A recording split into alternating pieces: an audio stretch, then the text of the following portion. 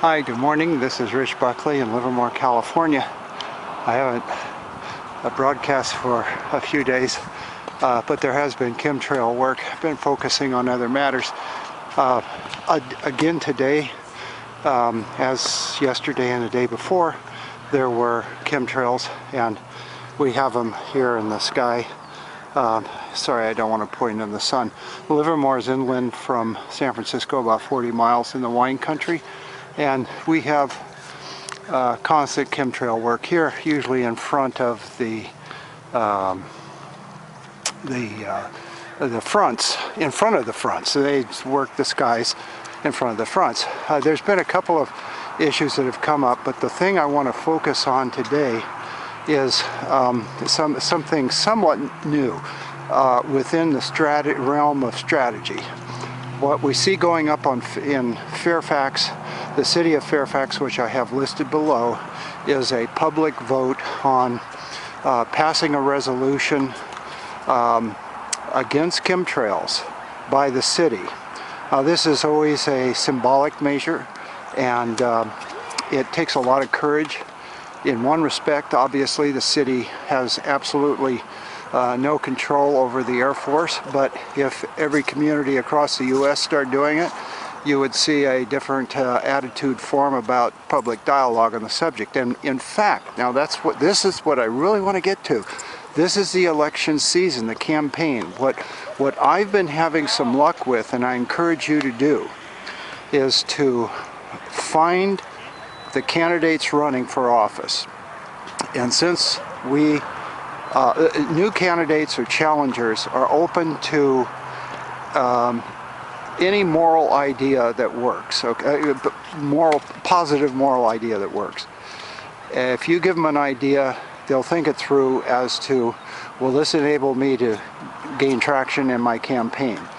And so go to the candidates, all the candidates, even the incumbents, but go to your candidates that are running and ask if they plan to. Here's what I've had luck with. Do you plan, dear candidate X, do you plan to include in your plank a discussion, a public discussion on the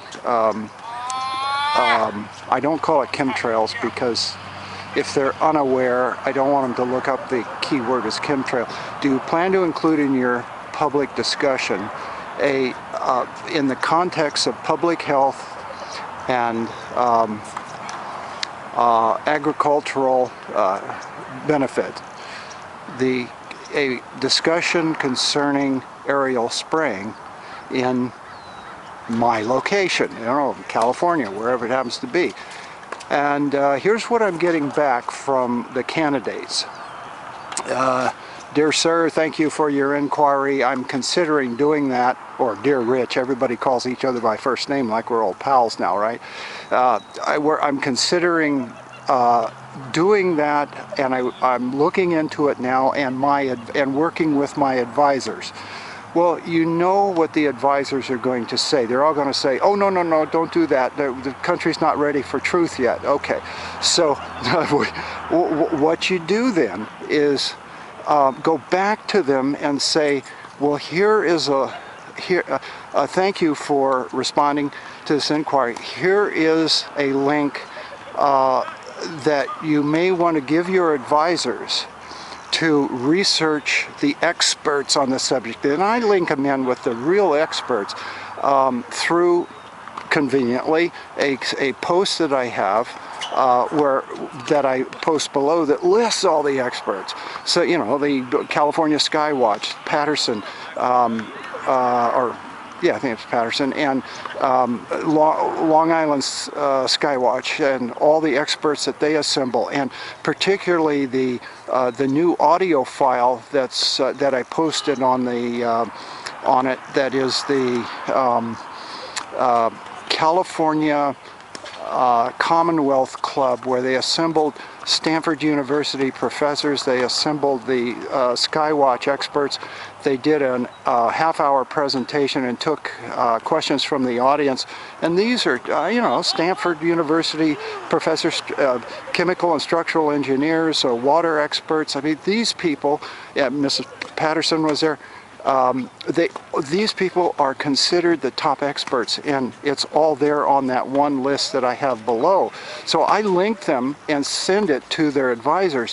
What the advisors then see is they see the best of the best that are out there doing this stuff, and they don't look at you as a kook. That's the point. So this is election season. Now's the time to get your merit badge in lobbying on the subject with these candidates running for office. I guess that's the point I wanted to make. God bless. Think good thoughts. Pass the love. Rich.